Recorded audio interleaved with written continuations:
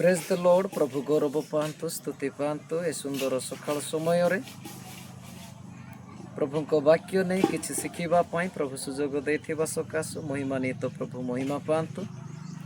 प्रिय लोक मैंने जदि भी आपण मैंने ये सोशल मीडिया जरिया रे ए वाक्य को शुणा सुजोग पाउछंती प्रभु आपण मानक अनुग्रह करंतु।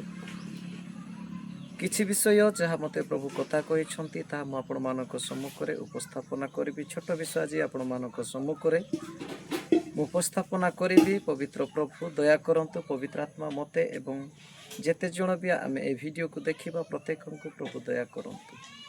आज छोट विषय आपण वाक्यर शक्ति अच्छी। आम जेकोसी कथा कही था आम कथार शक्ति थाए। आम कथा कह जन को हसई पारि था। कथा कह जनक आम कष्ट सुधा दे था। आम मुखरे जो कथा रही अच्छी ए कथार बहुत शक्ति रही अच्छी। मोर प्रिय लोक मैंने एथिपाई आम कि प्रकार वार्तालाप करुछु कि प्रकार आम कथोपथन करुछु अपना कथा को नहीं आम सजाड़ा रही अच्छी। आम वाक्य निकट को जीवा। हितोपदेशरू नहीं मु किछि विषय आज आपण मानक सम्मुख में उपस्थापना करी। हितोपदेश 18:21 प्रभुंकर वाक्य आंब मानक प्रकाश करे। मरण और जीवन जिहार अधीन जो माने तांकु भलो जानती से माने तार फल भोगिबे। जीवन और मरण जिहार अधीन आम कथा द्वारा ही परमेश्वर निकट में विचारित होता। तार अर्थ यह नुहे कि आम व्यक्तिगत जीवन में पाप करवा किंतु अपना कथा आम सर्वदा मनोहर एवं सर्वदा आ मिष्टतार सहित आम कथा शिखु। ता बाइबल आम मानक प्रकाश करे। आम मानकर कथा एक मधु परी मिष्ट हेबार रही अच्छी। मोर प्रिय लोक मैंने जदि आम कथा सर्वदा कटु एवं अपना कथा को जदि आम इयाड़ू सियाड़ भाव में आम कथोपथन करवा तेबे आम्बे ईश्वर स्वभाव को अन्य निकट में विपरीत भाव में प्रकाश कर।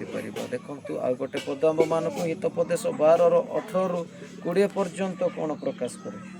कहा कहार बाचालता खड्गघात परी मात्र ज्ञान जिहा स्वास्थ्यजनक।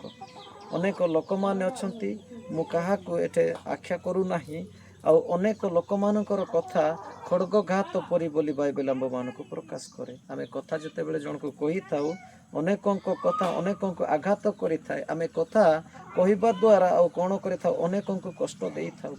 किंतु ए कथार विपरीत आ गोटे कथा रही अच्छे। आम अन्य को जिते बड़े उत्तम कथा कही था शरीर पाई स्वास्थ्यजनक बोली प्रभुंकर वाक्य आम मानक प्रकाश करे। जिते बड़े आम कथा जन को कही था से कथा को आम पुनर्बार निज निकट को फेरई नहीं पारि न था। से कथा को आम केबे भी आउ भूलेबा को चेष्टा कले सुधा ताहा आम भूले पारि न था। एप्रति अपना कथा को आम संपूर्ण जत्नवान हेबार रही अच्छी। प्रभु जीशु सुधा वाक्य जरिया आम मानक चेतना दियंती जहाँ मुखर बाहर ताहा ही मनुष्य को असुचि करे। जेतेबेले जड़े व्यक्ति अधिक कथा कहे अधिक निजक ज्ञानी बोली देखेबा पई कथा कहे से स्थान मध्य रे ही अधर्म थाए बोली बाइबल आम मानक प्रकाश करे। ए पुस्तक मध्य रे ही जदि आम हितोपदेश 10:19-20 जदि आम माने देखिबा लेखा अच्छी बहु वाक्य रे अधर्मर अभाव न थाए मात्र जे अपना अष्टादर को दमन करे से बुद्धिमान। प्रभुंकर वाक्य यह आंब मानक प्रकाश करे। जिते बड़े आम अधिक निजको भल बोली मन करी अन्य निकट में अधिक कथा कही था से समय मध्य ही से स्थान रे अधर्म थाए। आम अधर्म करि थाउ आम निजे सुधा बुझी न था कि आम मुखरू अधर्म कथा गुड़िक कौन कर बाहरी थाए। एप्रति आम सजाड़ा पड़ो। एप्रति निजक आम कौन करने को पड़ो संशोधन करने को पड़ो। क्यों समय कि प्रकार कथा कहवा हुए आम प्रत्येक आउ निज निज को समीक्षा करिकी शिखा पड़ो। मोर प्रिय लोक मैंने प्रभु वाक्य शक्तियुक्त अटे। प्रभु आज आम मानक कथा कहतु। प्रभु आम मानक उपस्थित मध्य परिचालित